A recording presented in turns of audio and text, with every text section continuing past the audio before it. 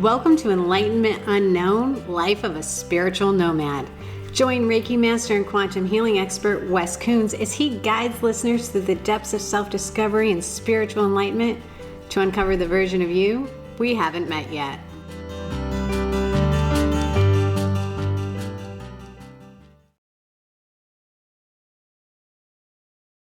Hello and welcome back to Enlightenment Unknown, Life of a Spiritual Nomad, where we're getting ready to embark on episode 8. I can't believe we're already getting ready for episode 8, Wes.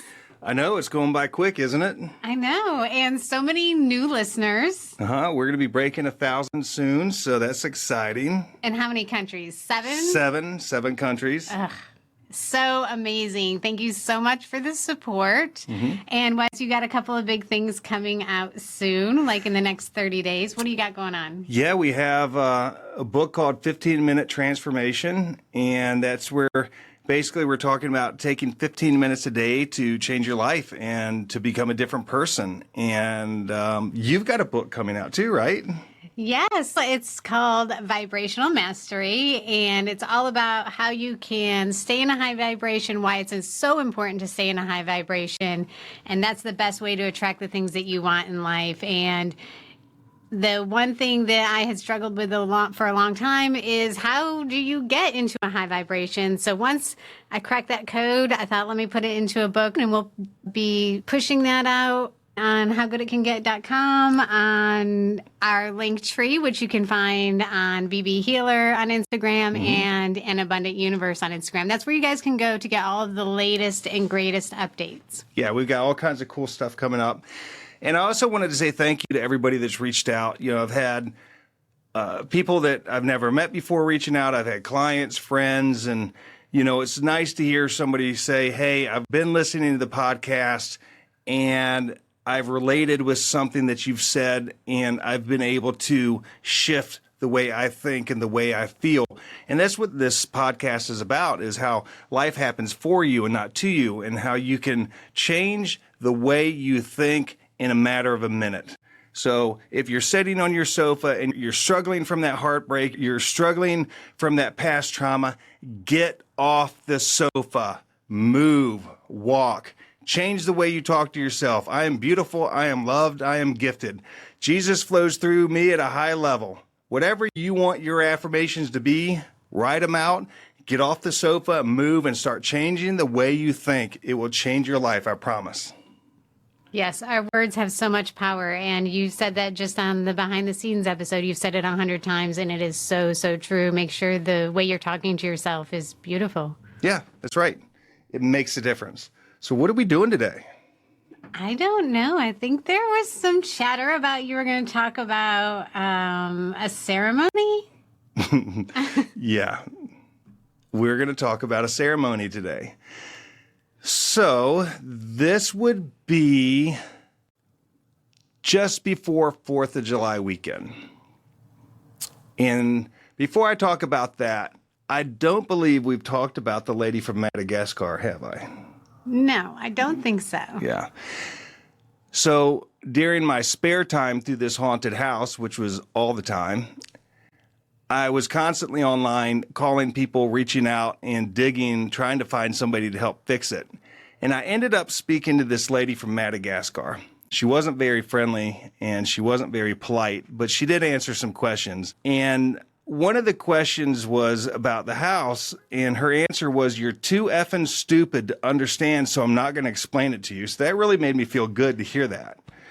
But she said, stop doing ceremonies and try to fix the house. You're giving it more power. And I had been noticing that. I had noticed every time we did something, it got more powerful every time. And I still don't know why. So it was just before 4th of July weekend. It was a Saturday. It was beautiful out. I was doing some yard work. Kennedy was playing in the front yard. And all of a sudden, Sandra Grace shows up. I didn't know she was coming. So, you know, she's walking around the house and doing some things. And all of a sudden, then Linda and Kathleen show up. Nobody knew anybody was going to be at the house. And all of a sudden, the four of us were there. And Sandra Grace says, we have an opportunity. And I'm like, all right, so what's that opportunity? She said, I've been talking to a psychic, and we're going to get him on the phone. So we start talking to this guy, and he said that he felt that what had happened at my property a couple hundred years ago, ships would be able to pull in there. And he felt that there were some slaves that were taken from Africa, had died on the ship coming to America, and they were thrown in this shallow grave, which just made my heart sink thinking that. And then thinking it was on my property. And one of the things that had happened is when I bought the house, I ended up moving the swimming pool. And the priest felt that the swimming pool was a key. This person felt the swimming pool was a key. So these people that kept coming in were referring to the swimming pool as that is where this energy was coming up through underneath the earth into the property. So we had moved the swimming pool over, and it's like that movie Poltergeist when we were kids, right? I was just going to say that. I was like, Wes, have you not seen Poltergeist? Come on. Yeah. We had everything in that except for the steak crawling across the table. And I can promise you that. Yeah, we had everything except for the steak. Carolyn. We did. We did. We did.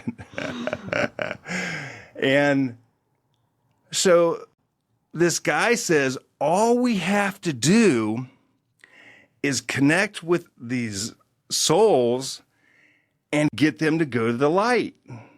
And I said, oh, well, that's all we got to fucking do. Hey, we just got to talk to the dead people, the dead African slaves who probably don't feel comfortable with white people, and connect and get them to go to the light. That's all we have to do. And he said, yeah, it'll be easy. I'm like, yeah, it sounds great. So I looked at Santa Grace. I'm like, how are we going to do that? And she said, well, we've got you. You are the key. And of course, I'm like, of course I'm the key, And I was like, I don't understand what you're talking about. And she goes, Wes, when you close your eyes and you see the bleached out skeletons in the dead people, that is a vision from a past life. And I never told her I seen that stuff. And I said, yeah, I see that. And she said, when you get stressed out, how your right shoulder instantly hurts? She did not know that either. And I said, yes. And how your kneecaps hurt when you're really having a hard time? I was like, yeah. She said, that's because back in the day in a past life, you were a white man and you helped with the Underground Railroad and you got caught. Your shoulder hurts because they drug you behind a horse and your kneecaps were ripped out as you're trying to pull yourself up.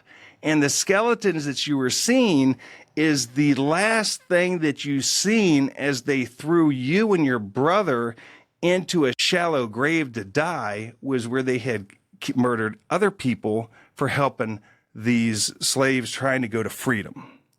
I was like, oh, so there's that. And I never shared any of those thoughts or visions or whatever you want to call it. I did not tell her about my shoulder hurting. She may have noticed it hurt. I don't know. But that really took me back. And she said, you are the key because you're not a slave keeper. You're not this horrible person that did these things to these people. And I'm like, sure, why not? So, the house has a fingerling of water behind it. And so right behind the house has always been a little gross. It wasn't very deep and it kind of smelled. And the guy to the left of us was a retired Marine Corps colonel that was like 5'6". He looked like a little bulldog. If you know anything about the Marine Corps back in the day, that's what they liked us to look like, is these little stocky guys. And these days it's a little different, but he was always drunk. He was never nice. And so I'm like, all right, so we're going to go down to my pier where he can see us and the neighbors can see us, and we're going to do the ceremony. I was so embarrassed. And, I was scared, but I was embarrassed too. So we go down there, and Sandra Grace says each one of us is going to be in a stand and represent a different direction. And I represented north. So Sandra Grace was east, and then we went around the circle, and I was north. So there was Kathleen, Linda, then me. And she had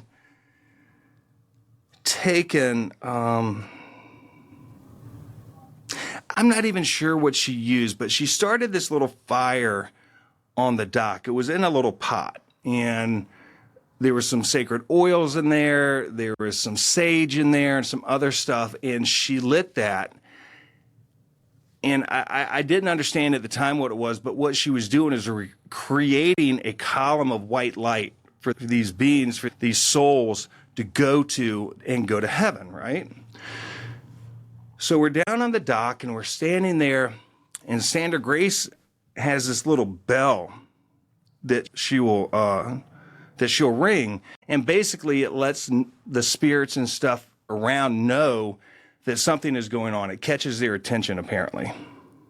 And as she's trying to ring it, something is holding on. If you hold on to a bell, it doesn't ring. You just hear it clapping back and forth. Sure, yeah. Yeah. So we're down there, and that's what's happening. And I've never experienced any of this, so I was more than out of my comfort zone. I was more than scared, more than nervous. And I look behind me where the fingerling of the water goes into mud, then stops, and there's a neighbor's house. And here comes this guy. I mean, he's got the kayak, he's got all the fishing gear, he's got all this stuff, and he looks like Humpty Dumpty walking down the backyard to put his kayak in the mud. And so he's doing this, he's making all kinds of noise. And he's paddling through the mud and doing all this stuff, and I'm trying to stand there looking normal and cool while they're doing what Linda and them were doing whatever the fuck they were doing. And the guy paddles past me, and I said hello, and he said hello to me. And he said something like, "Oh, it looks like you guys are on an adventure." And I smiled and said, "Yes, sir." And about 4 seconds later, I turned around and looked, and he was gone. Now, this waterway, there is no way this guy could have paddled down that waterway that was only 50 feet long and about 500 feet long. It was 50 feet wide and about 500 feet long. There's no way he could have disappeared, right? I mean, that would have taken at least a minute, because I paddled through there. I've been on a canoe. It takes a little bit. And I looked at Sandra Grace, and she smiled. She said, "Honey, the darkness does not want us to do this work." And I looked back, and where the little boat he was on and the marks in the mud where he pushed himself through were still there, but he was gone. The little bag he left on the ground before he got in the water was gone. Nothing was there except for the line in the mud. And I still don't know what that was. It was, I guess it was the darkness trying to distract us. So I'm like, okay. So we're now holding hands, and, this dock was probably 4 foot by 6 foot. And, it was kind of isolated, even though, so if the neighbors came out, they could see you, but there's lots of trees and stuff. So it was a little isolated. And I remember looking at the water, and the water just smelled, and it was like bubbles coming up, like there was gases in there. It was really gross. And so we're holding hands, and she starts saying whatever she said and opening up this energy, and we all had our eyes closed. At least I did the whole time. And the heat coming from the fire on the dock, the fire was getting out of control, right? I mean, it was really getting hot. And I remember being nervous about that So we're holding hands, and Sandra Grace is talking to them, saying, we're here for you, and we want to help you. And the three of them obviously were hearing the words from these spirits, these souls, and I was not. And then Kathleen spoke and told them, you can trust us. It's okay to cross over. And Linda is talking. And then it was my turn. And Sandra Grace goes, honey, you have to convince them. And I just sat there for a second. And all of a sudden, I could feel them. I could feel their anger. And, they obviously didn't trust us. They didn't trust me. And I thought about it for a second. And, if you think about where those families came from Africa, they're warriors, they're hunter-gatherers, they're these beautiful souls that were captured and taken and had this horrible last days of their life, and then their bodies were just thrown on the ground. And I was just thinking about that, and I said, you are warriors, and a warrior understands the heartbeat of another warrior. Look at me. I'm a warrior too. And they said, we're not the same. I said, we are the same. I said, cut my arm and we both bleed red. Look inside of me. And, I could feel the energy shifting. It was super heavy. It was very passionate. And I could hear them almost discussing between each other what to do. And I don't know why I said it, but I said out loud, Scott, come help me. Take them to the light. And all of a sudden, in my mind, I could see his big smile and his black curly hair, and he had like a big head and his little body with these golden wings, and he's like jetting down from heaven. He's just lightning speed with this big smile on his face. And he's like, yeah, I'm here to help. And if you know Scott, that's just how he is. And, in a previous episode, I talked about where I would go over there and he would throw this rag in my face, right? What episode was that? Okay, I don't know, but you guys remember, this is yeah. So the rag. This rag was a rag that him and his wife would clean up with after they had intimate time, right? So we're Marines, we're not right. So he would throw it in my face when I would come to see him at his house. Thank God it was always dry. He flies down from heaven, flings a rag, hits me in the face. I'm like, you mother, and he grabs into my chest and grabs, he grabs their hand. And for 2.5 to 3 minutes straight, I am paralyzed, looking up with my eyes closed, shaking uncontrollably as these souls, every single one of them went through my body. It was like a train station of dead people going through my body. I don't know how many there were. And I could feel them. I could hear them. I could feel their pain. And, it was extraordinary. It was painful. It hurt when it went through. And there was just one after another. It's literally like a train. And we got near the end, and there was 2 or 3 that didn't go. And there was a little boy, and I guess his mommy and dad or whatever stayed back, and then they went through. And I remember I could see the little boy clearly. He was beautiful. And they were so desperate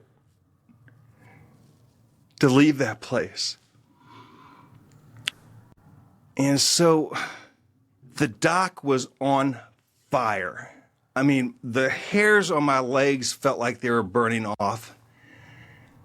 And I remember looking down, and when I opened my eyes, the fire was out.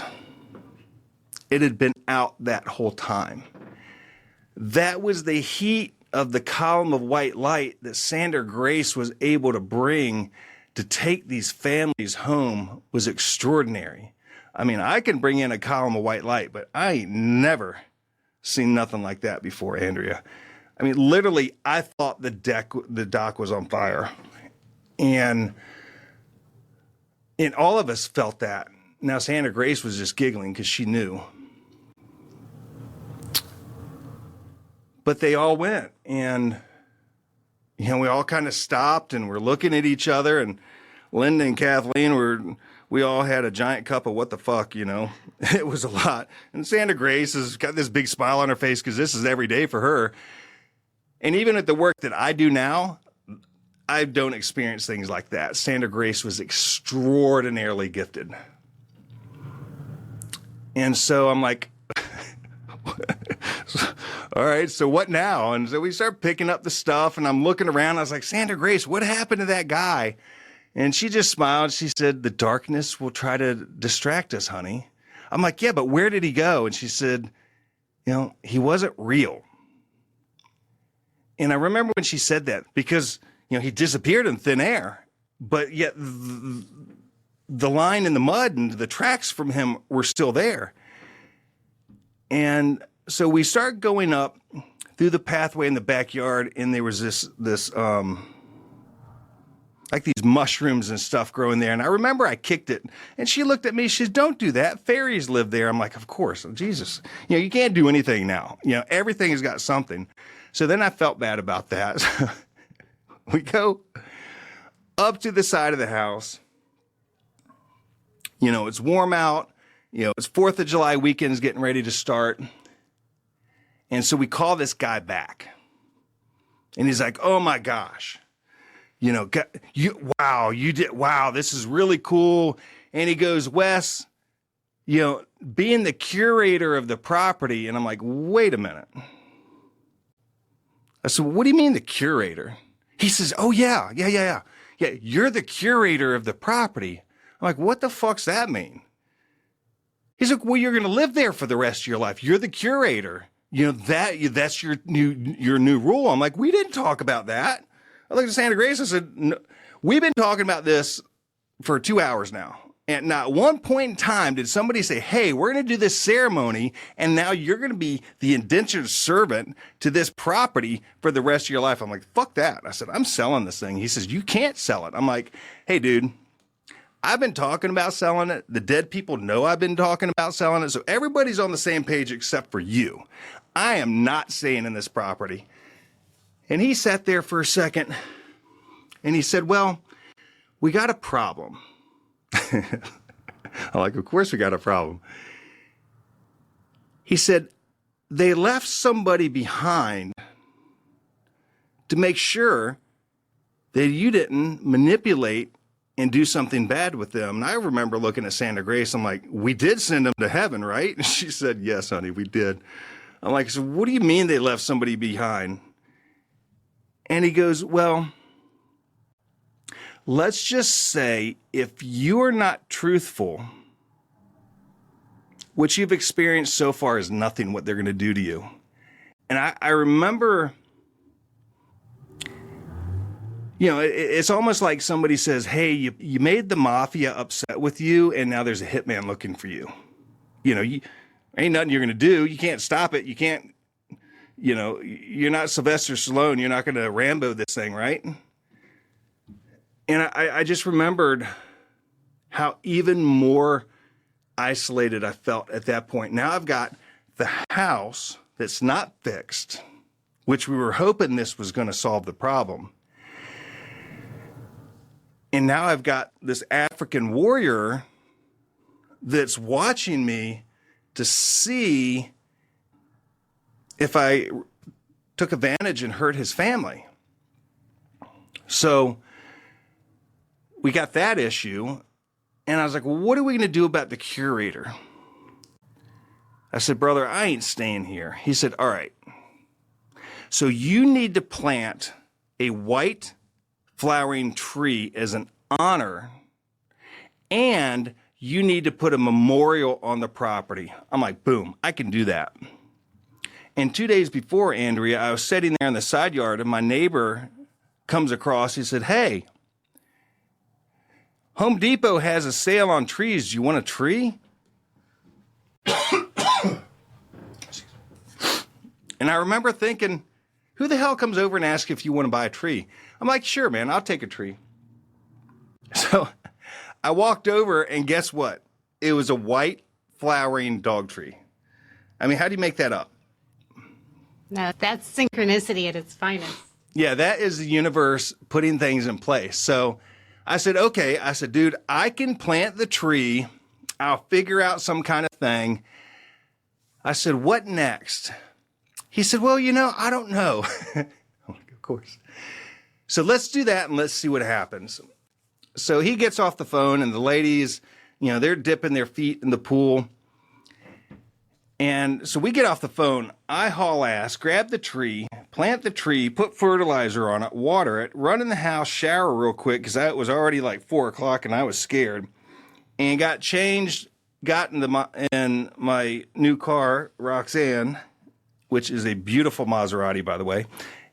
And I was out of there. I think I was gone in like 12 minutes. So I planted that freaking tree and did that shit. I'm like, ladies, it's Friday night or Saturday night, whatever it was. I'm going out drinking. So they stayed and I left. And that ceremony was a mistake. I remember driving out of the neighborhood thinking, that lady from Madagascar said, don't do any more. And this was a big ceremony. I mean, it was big. It took us a couple hours to set the energy and do all this stuff. And I remember when I was leaving the neighborhood, I was like, I feel like I've made a mistake. So, I went out and hung out with my friends and did whatever. And I remember coming back that night, and I'm in the camper, and I pull up the security camera that shows the backyard. And there was the face of an African warrior that was about 8 feet tall in the tree line with his mouth open, screaming as loud as he could. That was the expression on his face. And if you want to feel insignificant, have that experience. So, looking at the other security cameras in the house, nothing had changed. The energy of whatever was there was moving. You could see faces, you could see movement, you could see where you're looking at the security camera and, you see the crisp lines of the corners of the wall. Then in the family room, you can't see the TV or the doorway going outside or the picture because the energy was so blurred from the portal that was there. Then 3 feet over to the side, you could see everything crystal clear. So I knew it wasn't fixed. And that really got me worried. I'm like, if we didn't fix it, did we make it worse? And so the next day, I was going to Nags Head, the Outer Banks, North Carolina. We do a family trip every year. And I was going to stay 3 days, and I lasted about 23 hours. I'm like, I'm out of here. I was so uncomfortable in my skin. Things were crawling on me. I was miserable. And as I was at the house looking at the camera, I could tell that the energy of the house had gotten so much stronger, it had taken over the entire property. So I knew I had to move off the property because before, if I left the house and stood in the garage, I was good. But now this 1 acre piece of property, because you could tell it was screwed up because all my trees were shaking back and forth like there's a storm going. And then when you would look past my property, you would see the neighbor's trees are sitting perfectly still. So you could see that it had left the property. And I'm like, okay, I'm going to have to move to the KOA. And,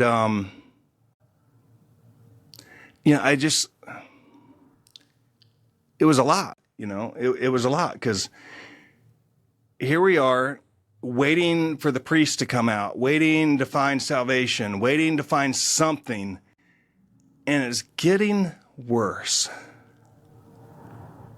So I'm sitting there on my little bunk bed, and my niece and them are in the room next door, right? So, you messing on my phone, and all of a sudden you hear the bed squeak. I'm like, oh, they must be just rearranging in the bed.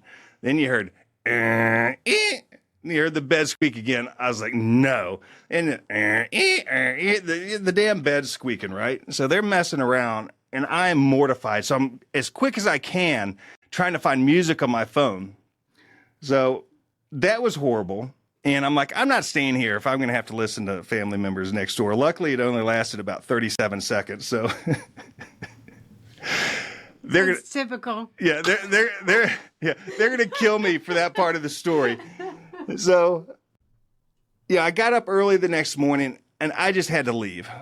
I just couldn't be there anymore. And so I go home, and I had a friend keeping Kennedy. So, I had a few days not to have to worry about the dog. And so, long story short, I went to stay in the Westin in Town Center in Virginia Beach. And when I checked in the room, I realized at that point that not only had the house gotten so powerful that it left the house, but it now could follow me, because when I was in my room, there was demons in the corners of the room. And I remember feeling it, and I took a little picture of my camera, and I could see it, and I'm like, wow, okay, that's new. And so I went down to the beach and goofed off with Ty and did whatever we did, and I came home. It was like 2:30, 3 o'clock in the morning. And you know how you're laying in your hotel room, there's always like a little light on there. It's not pitch dark. And, I could feel them in the room, and I could see movement, and I fell asleep. I don't know if you've experienced this, but where you have that, you get paralyzed in your sleep. You're like 3/4 of the way awake, but you're paralyzed. I know a lot of people have experienced that. And that had happened. And I was trying to wake up, and I was trying to open my eyes, and I was conscious, but I was paralyzed. And for some reason in my mind, I said, Jesus Christ. And that's not a normal opportunity for me to think that way back then. And the second I did, it released like that. But as I inhaled and gasped in, something crawled into my throat and down into my chest. I could feel it stretching my throat. I could feel it pushing as it was making a nest inside myself. And I could hear the bones in my ribs crack, and I could see underneath my t-shirt that I was sleeping in, it pushing the skin out. I've never been so alone in my life. And it hurt so bad. And I remember thinking, I was like, I don't know what I'm going to do.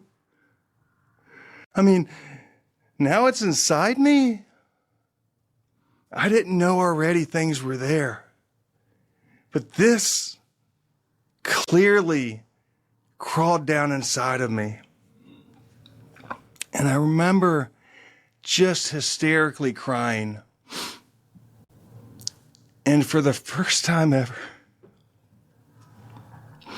I begged God. I begged and I begged and I begged. I said, you've got to help me. I don't know what to do.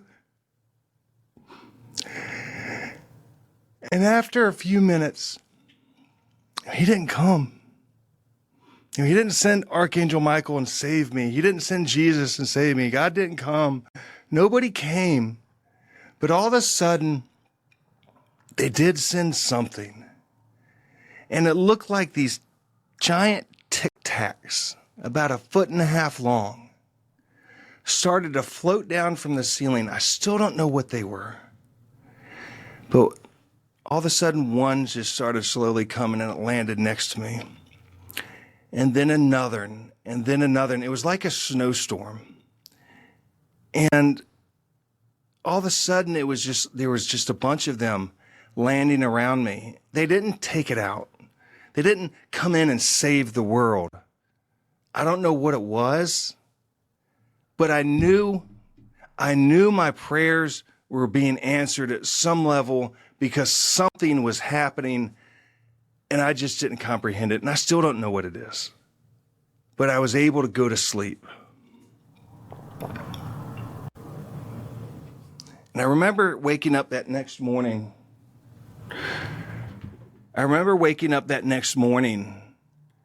And going downstairs, and I had this extraordinary experience when the elevator opened. There was this man and woman, they were from India there, and they were getting married. They were so beautiful in their dresses, and everybody had all their beautiful regalia on. But when I stepped out into the lobby, it was like walking through quicksand. And I could taste curry. I could taste their energy. I could taste their culture. I could feel it. And it felt like it took me 12 minutes to cross the lobby. It was the most extraordinary thing I've ever felt. And this at least didn't hurt. But I remember just walking through everybody, and it's like nobody's seen me. It was bizarre. It was like slow motion. I could feel people's frustration. I could feel people's love. I could feel the love of the bride and the groom. She was beautiful in her dress and all of her gold. And I remember getting on the other side of the door thinking, Jesus, what the fuck, man? My life has gotten crazy. And you know what I did? What? I went and got breakfast. Waffles? I don't remember what I got, but I'm just like, there was nowhere to go. There was nothing to do. There was nobody to call. So, I got in my car and I went down to the beach and I had breakfast by myself. That's what I did. So that is the story of us helping those people go home. I mean, there were so many times that I had chills, and it's probably the most amazing story yet. It's not even gotten crazy yet. That's what you always say. Yeah. But that's when everything changed for me, for the worse. We're going to talk about that in future episodes. All right. So I know I've got some questions about this episode. Yeah. And so we're going to do that in a minute, right? So it won't be a minute for you, but it'll be a minute for us. So if you like the show, why don't you tell a friend? Help us get our message out and help us connect with people that need to hear what we're talking about. And because, life happens for us and not to us. And all of this was going on to build my faith, to build my courage, to build my connection to Jesus, to set the stage for me to step into the person that I am now, the healer that I am now. And this was all necessary. I just didn't know what it was. And it was painful, and it was scary, and it was beautiful. And I would do it all over again to be here to do the work that I do today. Yes. And I think I just need to point out, this is not a podcast about a haunted house. No, it's not. It's a love story. It's a story about somebody who's so freaking broken that had to be taken to my knees and be rebuilt like they did in boot camp in the Marine Corps, but rebuilt to be the spiritual warrior that I am, to learn how to not only stand being in the same room with myself, but learn how to love myself and to learn how to heal myself and to learn how to help other people have hope. And that's my favorite four-letter word that I might not say as much as the other four-letter word, but hope is my favorite four-letter word, because that spark, that little spark that is being placed in you and being placed in somebody else, that, I can do better, I can heal, I can be something else. That's what we're talking about. But I'm just sharing my story of what I went through. And don't forget, this is not going to be your story. You don't have to go through this because I went through it for you. Thank you, Ez, and thank all of you for listening. Join us next for Behind the Scenes of Episode 8. Yes.